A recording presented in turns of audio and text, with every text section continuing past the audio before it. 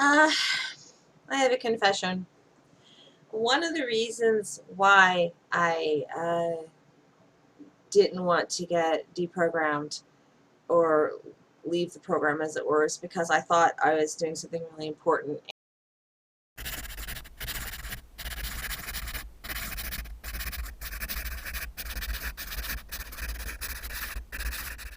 By the very rare flash of co-conscious memory I got, I had the feeling that my alter ego was set on freeing people, maybe, or at least trying to ensure some freedoms, or at least make the program a better place. So it was kind of like rebellion, rebel. And I was like really into this because I long ago realized that although a lot of people are wisening up and trying to heal, there are even more people who are being predators on us. Let me take your money and then tell you you're wrong. Let me take your money and then just reinforce the programming on another track, and which is done in a variety of ways, from hypnotherapy to accept Jesus, or there's all these different ways to do it. A lot of people don't seem to understand that if that some of the program is actually based on religion of any sort, depending, it could be Christian, it could be Hinduism, but it's there.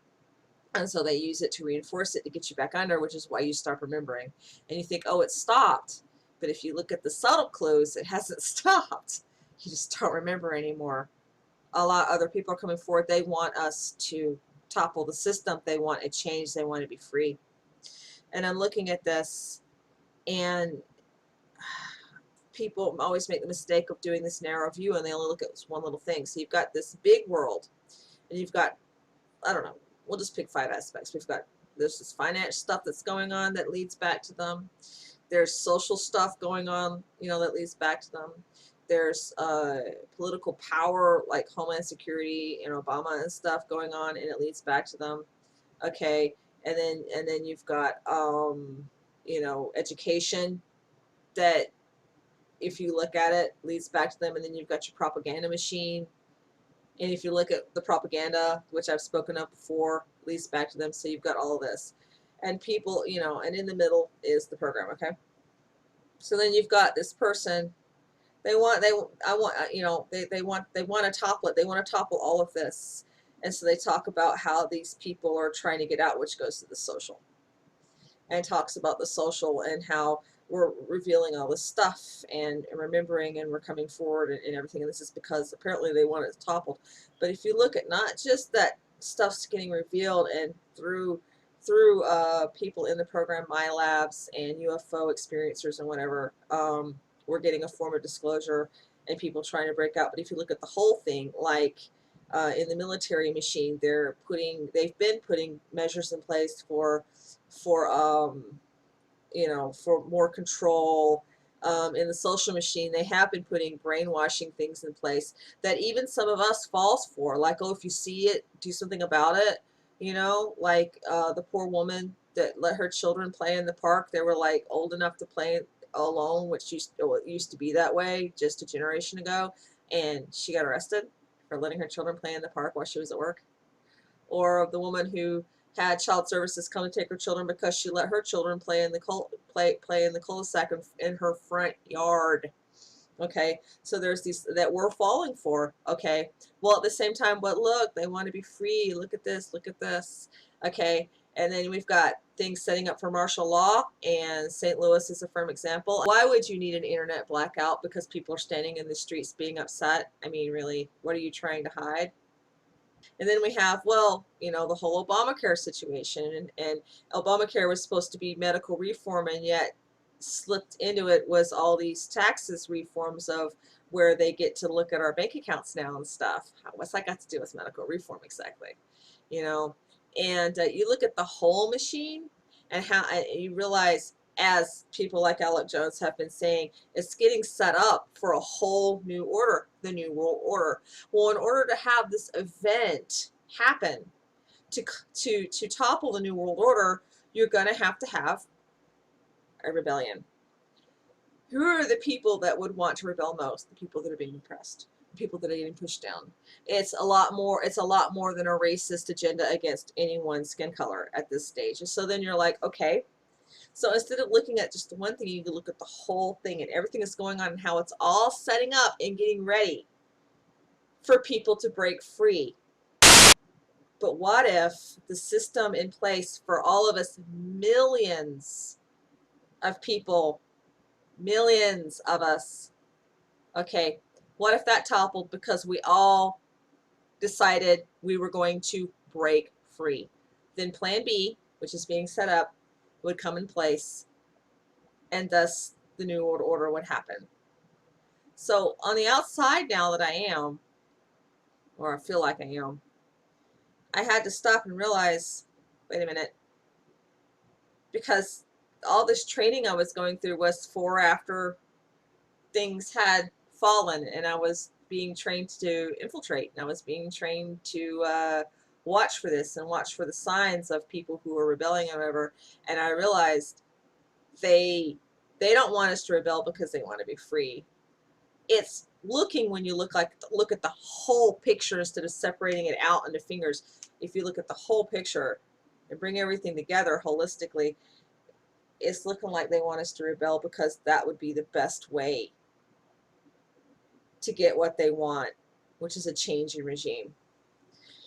That's what it looks like.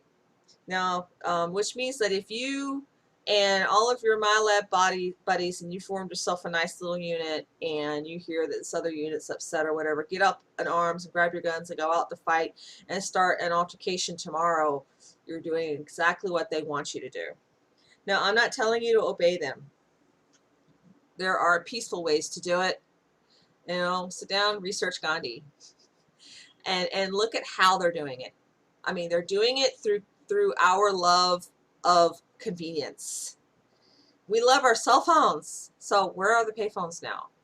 Some people can't afford cell phones, so we gave them cell phones through a government program. You can track a cell phone. You know, it's like the tax situation. I signed up for this thing yesterday for free help with taxes because, you know, I sell these things on a great occasion, so I have to track my sales tax and everything, you know. And it's like, what a great service that tracks everything I do, and demanded that it have the right to look at my bank account. You know, your debit card tracks everything you do. Your credit card tracks everything you do. I mean, pay attention to the shows. Well, this person is on the run. Quick, track their debit and credit cards. And let's see if there's any hits. And almost always, they're found if there are hits. Okay, cameras on the streets. Yeah, you know, I heard that some people for Anonymous were blocking the cameras on a street corner. I'm like, or putting up signs that says speeds on ahead. Woo-hoo for them. You know, they were getting called idiots by the officials, and I'm like, no, they're not. They're doing exactly what you should do, warning people. And it all boils down to our love of convenience. The biggest love of convenience is that debit card. So here is step one of passively resisting this. All right, put the credit cards and the debit cards down. Go back to cash. Now, I know that the list of how to identify a terrorist actually includes someone who uses cash. But I went to Germany a couple of years ago, and people there would get mad if you pulled out a debit card. That is not a terrorist thing. Okay, you just need to learn how to manage your money, put the debit card down, and go back to using cash. Why? Because they can't track you very well when you use cash. It's none of their business what you bought at the store. If I go and I buy a gallon of milk, it is none of their business that I decided I wanted a cup of milk in the morning. It is none of their business. Go back to cash. That is step one, and it is the biggest and most important step, because their control is over us, and the way they're hemming us in is through credits. Okay, credits, which isn't even like virtual money. You need to get rid of these conveniences. It won't break their control completely, but it will certainly loosen it up enough where we'll be able to breathe and think again. Because, I mean, things are so bad, guys, the bank will not accept cash for a house payment now. If you don't think you can do it, think again. I had someone challenge me, well, how are you going to do all this stuff without your debit card? And so I took 3 days and paid my bills, all of my bills. I bought food, I bought gas for the car, all without using my debit card, except I pulled some cash. And that's what you do. I mean, money orders too. I'll pay stuff with money orders even though I've got a good bank account. Okay, this is how you do it. Okay, second step, stop getting everything on credit. You can live without that PlayStation. Save your money and then buy stuff outright, which was how it used to be done a while ago. Okay, credit is their biggest control monster. Okay, find ways to live without that convenience. That is the biggest and probably most important step we could make to passively and legally break their hold over us.